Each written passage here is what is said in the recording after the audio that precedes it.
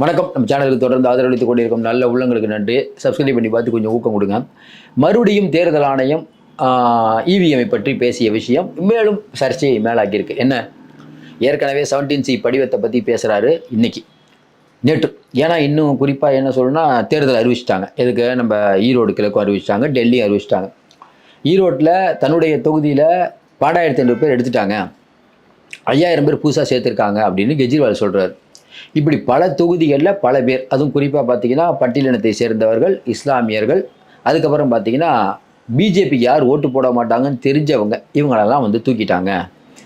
அதாவது பட்டியலை சரிபார்க்காமல் தேர்தலை நடத்தக்கூடாதுன்னு கெஜ்ரிவாலுடைய ஸ்டாண்டு தொடர்ந்து சொல்லிட்டு இருக்காரு. இதில் குறிப்பிட்ட விஷயம்னா, சஞ்சய் சிங் எம்பி, அவருடைய மனைவி அதே ஏரியாவில் தான் ஓட்டு போடுறாங்க. போன எம்பி தேர்தலில் ஓட்டு போட்டாங்க, எம்எல்ஏக்கும் ஓட்டு போட்டிருக்காங்க. இந்த தடவை அவங்க பேர் லிஸ்ட்டில் இல்லை. பாருங்கள், ஆதாரமாக நாங்கள் காமிக்கிறோம் அப்படின்ட்டு. ஒரு தடவை நம்ம இங்கே சொல்லுவாங்க, சிவாஜி கணேசன் ஒரு தடவை ஓட்டு போட போனார், அவர் கட்சி ஆரம்பித்து அவருடைய ஓட்டே வேற ஆள் போட்டு போயிட்டார். இந்த மாதிரிலாம் நடந்தது. அப்போ அப்படி நடந்தது, இப்போ இப்படி நடக்குது. எப்போதும் நியாயமாக நடக்க முடியலையா, நடக்காதா அப்படிங்கிற கேள்வி இந்திய வாக்காளர்கள் மத்தியில் எப்பயுமே இருக்குது. இப்படி போயிட்டு இருக்கும்போது இன்றைக்கி என்ன சொல்கிறாரு கெஜ்ரிவால், இல்லைங்க நீங்கள் வந்து நிறையா முறைப்படுத்தாமல் வைக்காதீங்க தேர்தல்னு சொல்லிட்டார். இன்றைக்கி தேர்தல் ஆணையத்துடைய பேச்சு பார்த்தீங்கன்னா, திடீர்னு வைரஸுங்கிறாங்க, ஹேக் பண்ண முடியுமான்னு கேட்குறாங்க. இன்றைக்கி அந்த இவிஎம் மிஷின் அப்படிங்கிறத பொறுத்த வரைக்கும் எல்லா மிஷினையும், ஹேக் பண்ணாத மிஷினே எதுவும் இல்லை. இன்றைக்கி வந்து ரொம்ப செக்யூர், ஐஃபோன் ரொம்ப செக்யூருங்கன்னா அதையே ஆட்டை போட்டு போயிடுறாங்க. உங்களுக்கு தெரியும், ஒரு 10 நாளைக்கு முன்னாடி முழுக்க தகவல்களை திருடிடுறாங்க. இப்போ வெளியில் நமக்கு ஃபோன் எப்படி வருது, காவல்துறை அதிகாரிகளோ சுங்க அதிகாரிகளோ என்று உங்களுக்கு ஃபோன் செய்தால் நீங்கள் அவர்களிடம் தகவலை தராதீர்கள். ஓடிபியே கொடுக்காம படத்தை திருடலாம். டிஜிட்டல் இந்தியான்னு சொல்லி ஒரு பக்கம் மக்களை சுரண்டுவது, ஒரு பக்கம் டிஜிட்டல் இந்தியா எல்லாம் கேஷ்லெஸ், அதாவது கையில் காசு வச்சுக்காதீங்கன்னு ஐயா சொல்லி எல்லாம் கூகுள் பே. அந்த கூகுள் பேக்கும் இப்போ வந்து வரியை பிடிக்கிறதா ஒரு தீர்மானம் போட்டிருக்காரு. அநேகமாக இன்னும் 1 மாதத்தில் கூகுள் பே நீங்கள் பண்ணினீங்கன்னா அதற்கும் காசை பிடிப்பாங்க. எப்படி வந்து பேங்க்கில் அக்கௌண்ட்டு ஓப்பன் பண்ணுங்க, மோடி வந்து என்ன மோடியுடைய அக்கௌண்ட்டு அப்படின்லாம் சொல்லி எல்லாருக்கும் அக்கௌண்ட், மோடியுடைய கேரண்டி அப்படின்னு சொல்லி, மோடியோட கேரண்டி மக்கள் மறந்துட்டாங்கன்னு நினைக்கிற மாதிரி மோடியோட கேரண்டினார். ஒன்றுமே பண்ணல, அது வேறு விஷயம். ஏற்கனவே 5 லட்சம் போடுறனாரு, அதுவும் ஒன்றும் இல்லை. அப்போ கேரண்டி, அப்போ எல்லாத்துக்கும் நாங்கள் வந்து வங்கி கணக்கு ஓப்பன் பண்ணுறோம் அப்படின்ட்டு 1000 ரூபா மினிமம் பேலன்ஸ், 1000 ரூபா வைக்க முடியலன்ட்டு பொதுமக்கள் பட்ட ஏழைகள் இருக்கக்கூடிய பணத்தை 1000 ரூபா வைக்க முடியாது. யார்? ஏழைகள்டிருந்து பணத்தை எடுத்ததன் மூலமாக 16,000 கோடி சம்பாதித்து விட்டோம் என்று நாடாளுமன்றத்தில் பெருமையாக பேசுகிறார் நம்ம நிர்மலா சீதாராமன். இன்னொரு பக்கம் 1 லட்சம் கோடியான வராக்கடனை பெரிய முதலாளிகளுக்கு தள்ளுபடி பண்ணிவிட்டு இந்த ஒரு பக்கம் இப்படி போகுது. அதாவது பக்கத்து வீட்டுக்காரன் ஐயே என் பொண்டாட்டி கையேங்கிற மாதிரி இவர்கள் பேசுறது என்னமோ. அதாவது பணம் வருது இவங்களுக்கு இஷ்டப்பட்டதுக்கு 30 லட்சம் கோடி 40 லட்சம் கோடி அதானிகிட்ட ஈஸியாக பணம் வருமா. இன்னைக்கு வந்து திணறாங்க, என்ன பண்ணுறதுன்னு தெரில. சரி, எப்படியும் நம்ம எதை ஜெயிச்சாகணும், டெல்லியை ஜெயிச்சாகணும், பீகாரையும் ஜெயிக்கணும், டெல்லி முக்கியம். டெல்லி வந்து ஹெட் குவார்ட்டர்ஸு கண்டிப்பாக நம்ம ஜெயிக்கணும். அப்போ என்ன பண்ணலாம்? உடனே நீங்கள் கேட்பீங்க, அதான் தெரியுமே சார், ஓட்டிங் மிஷின் இப்போயே ஆரம்பிச்சிட்டாங்களே வேலைங்க. ஏற்கனவே தெரியுமே, தெரிஞ்சது தானே இது. அப்போ இதை எதிர்கொள்வதற்கு ஆம் ஆத்மியும் பரவலாக போராடுறாங்க. என்னென்னா, இந்த டெக்னாலஜி அப்படிங்கிறத வந்து பெரிய அளவுக்கு யூஸ் பண்ணுற கட்சி ஆம் ஆத்மி, அதுலேயும் மாற்று கருத்து இல்லை. காங்கிரஸோட நல்லா யூஸ் பண்ணுவாங்க. ஏன்னா நிறைய படித்தவங்க நிறைய திங்க் பண்ணுவாங்கல்ல. அந்த மாதிரி ரஷ்யாவுக்கு சென்று மென்பொருள் வல்லுநர்களை ஐயா ஜெய்சங்கர் போய் பார்த்தார். அதே போல் மென்பொருள் வல்லுநர்களை கெஜ்ரிவாலும் பார்த்துருக்கார். இதை எப்படி ஹேக் பண்ணலாம், என்ன பண்ணலாம், நான் எந்த மாதிரி செக் வைக்கணும், இதுக்காக தான் மீட்டிங். பொதுமக்களை சந்திக்கிறத விட இன்றைக்கி பிஜேபி அது எப்பயுமே அது வச்சுருக்காங்க ஒரு ஃபார்முலா. இப்போ ஆம் ஆத்மி அடுத்து நம்ம ஜெயிக்கணும்னா என்ன பண்ணலாம், கடைசி வரை போராடணும். ஆனால் போராடி மக்கள் ஓட்டு போட்டால் பரவாயில்ல, இதே வேறு மாதிரி பண்ணால் அதுக்கு நம்ம என்ன பண்ணணும், பின்னால் என்ன முன்னெச்சரிக்கை நடவடிக்கை எடுக்கணும், அது நிறைய பண்ணிகிட்ருக்காங்க. இப்படி போயிட்டு இருக்கும்போது தேர்தல் ஆணையர் நேற்று சொல்கிறாரு, இல்லை நாங்கள் வந்து வைரஸுங்கிறார். இது நாள் வரைக்கும் அந்த பேச்சே இல்லை. ஏன் இப்போ இந்த திடீர்னு இந்த பேச்சு? இப்போ ஒரு இன்ஸ்ட்ருமெண்ட் இருக்குது, இன்ஸ்ட்ருமெண்ட்டை ஒரு 50 இன்ஸ்ட்ருமெண்ட் தயாரிக்கிறாங்க, எல்லோரும் கேட்குறது தான். இன்னொன்று சொல்லுவாங்க, இயந்திரங்கள் ஏமாற்ற முடியாது. உச்சநீதிமன்றம் சொன்ன வார்த்தை, மனிதர்களை நம்பாமல் இருக்கலாம், இயந்திரங்களை நம்பணும். கரெக்ட். இப்போ ஒரே கம்பெனி, ஒரே பைக், கரெக்டுங்களா? நீங்கள் பெட்ரோல் போட்டு போகிறீங்க, ஒரு இது பார்த்தீங்கன்னா 50 கிலோமீட்டர் போகும், இன்னொன்று 52 கிலோமீட்டர் போகும். ஒரே பைக் தானே, அது எப்படி 2 கிலோமீட்டர் அதிகமாக போகுது? நிறைய நம்ம இப்போ சொல்லிகிட்டே போகலாம். ஒரு டிவி வாங்கும்போது ஒரே நேரத்தில் 2 டிவி வாங்கும்போது ஒரு டிவி சீக்கிரம் போயிடும், சொல்ல முடியாது, அடுத்த நாளே போனாலும் போயிடும். கேட்டால் எலக்ட்ரானிக் குட்ஸ் வந்து அது பாதுகாப்பு இல்லை. சரி, மக்களுக்கு ஒரு சந்தேகம், உண்மையிலேயே இவிஎம்ங்கிறது எலக்ட்ரானிக் மிஷினா? ஏன் எலக்ட்ரானிக் மிஷின் அப்படின்னா அதில் ஏகப்பட்ட கோளாறுகள், எல்லாமே கோளாறு வேங்க, கோளாறுகள் இல்லாத எதுவுமே இல்லைங்க. கோளாறுகள் இல்லாமல் எதுவும் இருக்குதா? அப்போ இன்னொரு சந்தேகம், ஒரு தடவை அந்த மிஷினை யூஸ் பண்ணுறோம்ல, அதை இன்னொரு தடவை யூஸ் பண்ணும்போது அதனுடைய திறன் ஏதாவது கம்மியாகுமா? இல்லை நம்ம வந்து அந்த மிஷினுடைய பேட்ரி, இப்போ ஏற்கனவே அகமதுங்கிற என்சிபிக்காரர் தூக்கியே காமிச்சிட்டார், பாரியா பேட்ரி அழுத்தினா 90% இருக்குது, காலையிலேருந்து ஆனில் இருக்குது வாக்குப்பதிவு அன்னைக்கு, எப்படிங்க அடுத்த நாள் 90% வந்துச்சு? மற்றதெல்லாம் ஆன் பண்ணி பார்த்தா மற்றதெல்லாம் 30-40 இருக்குது, இது மட்டும் எப்படி 90 வந்தது? அந்த 90 வரதுல எல்லாம் பிஜேபி எப்படி வந்தது கேட்டாங்களா இல்லையா? அந்த மரத்வாடா மாவட்டத்தில் பார்த்தீங்கன்னா ஒட்டுமொத்த மக்களும் ஒத்துக்க முடியாதுங்க, நான் மறுபடியும் எலெக்ஷன் வைக்கிறேன்னாங்க. நம்ம என்ன கேட்குறோம், சிம்பிளாக ஒட்டுமொத்த மக்களும் கூடி ஐயா எங்களுக்கு மறுபடியும் எலெக்ஷன் வைக்கலான் இருக்கோம் அப்படின்னு சொன்னால், சட்டத்துக்கு புறம்பாகிறது தேர்தல் ஆணையம் தான் நடத்த வேண்டும்.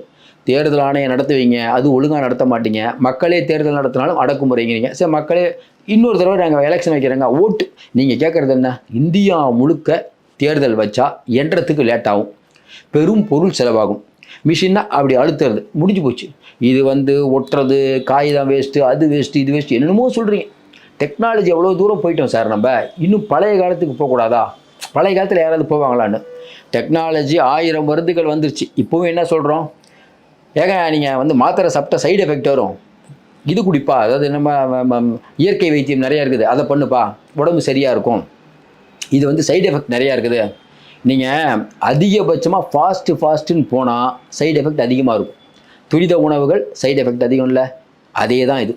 வேகமாக சீக்கிரம் முடிச்சிடணும்னா பல தவறுகள் நடக்கும். அந்த தவறுகள் 2 பக்கம் பாதகமாக இருந்தால் பரவாயில்ல, ஒரு தரப்புக்கு மட்டும் பாதகமாக இருக்கிறது தான் இங்கே பிரச்சனையே. கேட்டால் 17C படிவம் 17C படிவம் நாங்கள் கொடுக்குறோம், எல்லாம் ரைட்டுங்க. இங்கே நீங்கள் அதாவது என்னன்னா, மக்கள் என்ன கேட்குறாங்கன்னா எல்லாம் ஓகேங்க, நீங்கள் சொல்கிற மிஷினை ஹேக் பண்ண முடியாது, 17C படிவம் கொடுக்குறீங்க, விவிபேடு இருக்குது, எல்லாம் இருக்குது, நடத்துறது யார்? தேர்தல் ஆணையம் தாங்க. ஐயோ உங்கள் மேலே எங்களுக்கு நம்பிக்கை இல்லை. ஏங்க நம்பிக்கை இல்லை? ஆமாங்க, இதுக்கு முன்னாடி தேர்தல் ஆணையரை நியமித்தது உச்சநீதிமன்ற தலைமை நீதியரசர், பிரைம் மினிஸ்டர், எதிர்க்கட்சி தலைவர். கரெக்டாக? ஆமாம், கரெக்ட். அத்வானி என்ன சொன்னார் நாடாளுமன்றத்தில்? நீங்கள் தான் சொல்கிறீங்களே, மூச்சுக்கு 300 தடவை. சவார்கர், கோல்வால்கர், அத்வானி, வாஜ்பாய், எவ்வளோ பெரிய தலைவர்கள். அதே அத்வானி நாடாளுமன்றத்தில் காங்கிரஸ் இருக்கும்போது தேர்தல் ஆணையரை நியமிக்கக்கூடிய இடத்திலிருந்து அந்த உச்சநீதிமன்ற தலைமை நீதியரசரை மாற்றக்கூடாதுன்னார். ஏன்னா அவருக்கு பயம், எதிர்க்கட்சியாக இருந்தார். இப்போ நீங்கள் அதை மாற்றிட்டீங்க. நீங்கள் அத்வானியுடைய கொள்கைக்கு அத்வானியுடைய சீடராக இருந்து அத்வானியே ஓரங்கட்டி ஐயா மோடி அவர் சொல்கிற விஷயத்தையும் ஓரங்கட்டி விட்டார். அப்போ ஒரு ஜனநாயக நாட்டில் இன்றைக்கி எதுக்கு நீதிமன்றம் இருக்குது? அப்போ நீதிமன்றத்தில் வந்து பிஜேபிக்காரங்களே நீதிபதி ஆக்கிடலாமே, காவல்துறை ஐபிஎஸ்லாம் படிக்க வேணாம், பிஜேபிக்காரங்களே ஆக்கிடுங்க. நீங்கள் என்ன சொல்கிறீங்க? நீங்கள் ஒருவரை போடுவீங்க, கரெக்டாக? நீங்கள் இப்போ மோடி வந்து ஒருத்தரை போடுறார், அவர் யாருக்கு லாயலாக இருப்பார்? அந்த நபர் ஒரு தேர்தல் நடத்துவாராம், அந்த தேர்தல் நியாயமாக நடத்துமா? இது எப்படி நம்மளால் ஏற்றுக்க முடியும்? இது கான்செப்ட் என்னங்க கான்செப்ட்? இப்போ ஆளுநர் இருக்கார், தமிழக ஆளுநர், அவர் வந்து திமுக ஆதரவாக செயல்படுவாரா? மோடி போட்டவர் எப்படி செயல்படுவார்? ஜனாதிபதி திரௌபதி முர்மு இருக்காங்க, அவங்க வந்து காங்கிரஸுக்கு ஆதரவாக செயல்படுவாங்களா? எப்படி செயல்படுவாங்க? நீங்களே ஒரு ஆளை போடுவீங்க, அவர் உங்களுக்கு ஏற்றுற டேட்டில் வைப்பாங்க, நீங்கள் ரொம்ப கேவலமாக பேசுவீங்க, அதுக்கு உங்களுக்கு நோட்டீஸ் அனுப்ப மாட்டாங்க, அது கூட பயம், நட்டாக்கு அனுப்புவாங்க. ஆனால் எதிர்க்கட்சினா உடனே அனுப்புவாங்க. எல்லாத்தையும் சொல்லிவிட்டு நாங்கள் மிக மிக நேர்மையாக இருக்கிறோம், ஒரு தப்பு இல்லை. எலக்ட்ரல் பாண்டில் இதே தானே சொன்னீங்க. எஸ்பிஐ வங்கி எவ்வளோ மானம் போச்சுன்னு பார்த்துருக்கோமா? கொஞ்சம் யோசனை பாருங்கள்.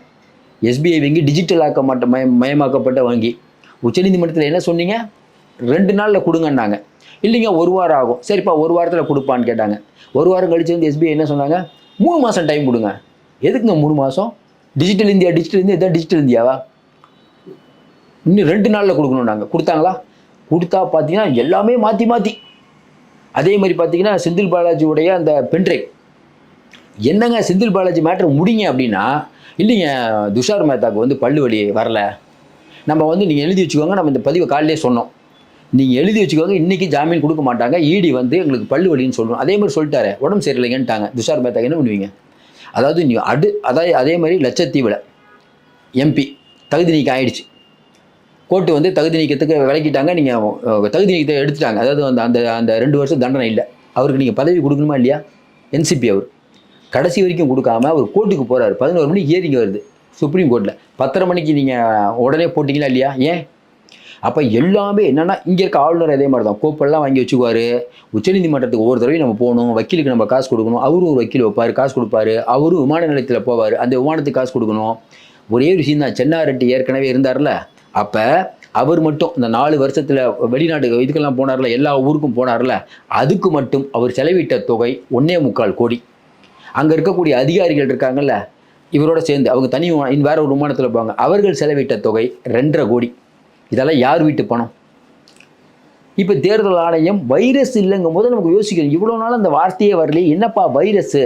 அப்போ ஒரு வேளை ஓட்டு போட்டுட்டு ஒரு வேளை வந்து ஏதாவது ஒன்று பண்ணி அந்த இடத்த அந்த அந்த அந்த பூத்தில் வந்து சப்போஸ் ஓட்டு போட முடியலன்னு வச்சுக்கோங்களா, வைரஸ் அட்டாக் ஆகிடுச்சுன்னு மறுபடியும் ரீஎலெக்ஷன் வைப்பாங்களா? நம்பகத்தன்மை மக்களிடம் இல்லை. நீங்கள் உச்சநீதிமன்றம் சொன்னால் நம்ம கேட்குறோம், தேர்தல் ஆணையம் சொன்னால் நடுநிலை பாடி. நடுநிலை பாடியாக தேர்தல் ஆணையம் இருந்தது முதல்ல, இப்போ இருக்குதா? டிஎன் சேஷன் இருந்தார்ல, அப்போ இருந்தார், அலற விட்டார். இன்றைக்கி தேர்தல் ஆணையம் எப்படி ஆகுது? வைரஸ் ஹேக் பண்ண முடியாதுங்கிறாங்க. எல்லாத்தையும் இன்றைக்கி ஹேக் பண்ண முடியும் தான் அறிவியல் சொல்லுது. ஒன்றுமே நீங்கள் பண்ண முடியாதுங்க. செக்யூர் அப்படிங்கிறதே ஒன்றும் இல்லைங்க. யூ ஆர் வாட்சிங், எல்லோரும் உங்களை பார்த்துட்டு இருக்காங்க. உண்மையா இல்லையா? ஏஐ தொழில்நுட்பங்கிறாங்க, A1 என்னென்னமோ பேர் வருது, ஒன்றுமே புரியல. குரலை மாற்றி பேசுவது, அந்த தொழில்நுட்பத்தின் பிரகாரம் இவர் சொல்கிறாருல, நம்ம அமித்ஷா என்ன சொல்கிறாரு நாடாளுமன்றத்தில், என்னுடைய பேச்சு ஏஐ தொழில்நுட்பத்தில் மாற்றியமைக்கப்படுது. நாடாளுமன்றத்தில் பேசுறது லைவ்லியாக மாற்றியமைக்கப்படுகிறது அமித்ஷா சொல்கிறாரு. அப்போ ஹேக் பண்ண முடியாதுங்கிறது எப்படி நம்புறது? வைரஸ் அட்டாக் ஆகுது எப்படி நம்புறது? அப்போ 70 தொகுதிகளை கொண்ட டெல்லியில் ஒரு ப்ரிப்பரேஷனோட இன்றைக்கி தேர்தல் ஆணையம் இருக்கிறது. இப்போ ஆம் ஆத்மி என்ன பண்ண போகுதுன்னு தெரில, காங்கிரஸ் என்ன பண்ண போகுது தெரில. இவர்கள் மென்பொருள் நிறுவனங்கள்லாம் பார்த்து பேசியிருக்காங்க. யார்? நம்ம கெஜ்ரிவால். அவங்களும் சாதாரண ஆள் இல்லை. அவங்க ஏதோ யோசிப்பாங்க. நீங்கள் பிஜேபி ஒன்று யோசிச்சா கெஜ்ரிவால் ஒன்று யோசிப்பார். ஏன்னா அவருக்கு இது வாழ்வா சாவ பிரச்சனை. இந்த தடவை தோத்துட்டாருன்னா மக்களே எனக்கு நீதி வழங்குங்கிறாங்கல்ல, பிஜேபி சொல்லணும், மக்கள் உங்களுக்கு நீதி வழங்கலப்பா, நீ ஜெயிலே இருக்க சொல்லிட்டாங்கப்பான்ட்டுருவாங்க. கட்சி கறந்துடும். ஏற்கனவே ஒரு மினிஸ்டர் வந்து அமைதியாகிட்டார், இன்னொரு மினிஸ்டர் வெளில போய் இப்போ பிஜேபி கேண்டிடேட்டில் நிற்கிறாரு. அப்போ தேர்தல் ஆணையர் இந்த அளவுக்கு அழுத்தமாக வைரஸ் ஹேக் அப்படின்னு சொல்லும்போது பொதுமக்கள் மத்தியில் ஒரு பீதி ஏற்படுவது இயற்கை. நீங்கள் என்ன தான் யார் வேணால் சொன்னாலும் இன்றைக்கி வந்து சந்தேகம் அப்படின்னு வந்துருச்சுன்னா அதை தீர்வு செய்ய வேண்டியது கடமை. இது எப்படிங்க தொடர்ந்து போயிட்டே இருக்குமானா எல்லாத்துக்கும் ஒரு விடிவு காலம் கண்டிப்பாக இருக்கும். விடிவு காலம் இல்லாமலாம் இருக்காது. ஆனால் ஒரு விஷயம் நான் எப்படி யோசிப்பேன்னா, தேர்தல் அந்த இவிஎம்மில் மாற்ற முடியும் நான் நினைக்கிறேன். உண்மையில் பர்சனலாக நான் நினைக்கல. ஆனால் என்னென்னா, அந்த மாறுபாடு அப்படிங்கிறதுக்கு அதுக்கும் இப்போ நான் வந்து இல்லைங்க இவிஎம்மில் பண்ண முடியாது நான் சொல்கிறேன். ஆனால் நம்மளையே டவுட் ஆகிற வகையில் என்னங்க சாயங்காலம் 5 மணிக்கு பார்த்தா 60ங்கிறாங்க, திடீர்னு அடுத்த நாள் பார்த்தா 79ங்கிறாங்க, எப்படிங்க 1 மணி நேரத்தில் 19 ஆகும்? ஆனால் ஒரு தேர்தல் ஆணையர் சொல்கிறார், இல்லை அது வந்து டெக்னிக்கல் ஃபால்ட்டு. அது 5 மணிக்கு நாங்கள் சொல்கிறோம், அதுக்கப்புறம் 6 அது வந்து கொஞ்சம் டெக்னிக்கல் ஃபால்ட்டு தான், மற்றபடிலாம் கரெக்டாக இருக்குங்கிறார். அக்யூரேட்டாக இருக்குதுன்னு சொல்கிறது யார்? தேர்தல் நடத்தக்கூடிய ஆணையர். அக்யூரேட்டாக இல்லைங்க பிரச்சனை நடக்குதுன்னு சொல்கிறது காங்கிரஸ் பெரும்பாலான பொதுமக்கள் சொல்கிறாங்க. நீங்கள் விவிபேடை என்னாலும் இதாக ரிசல்ட் வருங்க, அது வேறு மாதிரி பண்ணிகிட்டு இருக்காங்க, நீங்கள் ஒன்றுமே பண்ண முடியாது. வெளியில் போய் மக்கள்கிட்ட கேளுங்களேன், ஓட்டிங் மிஷினா அப்போ பிஜேபி தாங்க ஜெயிக்கும் சொல்கிறாங்களா இல்லையா? இது எப்போது மாறப்போகிறது? இல்லைங்க வளர்ந்த நாடுகளெல்லாம் மாறிடுச்சுன்னா அவங்களுக்கு மேட்ரு தெரில. ஐயா மோடிக்கு பயங்கரமான விஷயம் தெரியும், நீங்கள் என்ன அவரை போய் சாதாரணமாக நினைக்கிறீங்க? பல நாட்டுக்கு போகிறாருங்க, எல்லா ஊரையும் பார்க்குறாரு, அவருக்கு நிறைய அறிவு இருக்குது. ரொம்ப சீரியஸாக பேசும்போது எலன் மஸ்க் அமெரிக்காலேயே வந்து ஓட்டிங் மிஷின் இல்லை. அப்போ நமக்கு ஒன்றும் புரியல எங்கே போயிட்டுருக்குன்னு. இப்போ தேர்தல் ஆணையத்துடைய கருத்து மறுபடியும் பிஜேபி அமோகமாக ஜெயிக்க போகிறதா அப்படிங்கிற சந்தேகம் வந்துருக்குது. ஆனால் நமக்கு இன்னும் டவுட் இருக்குது.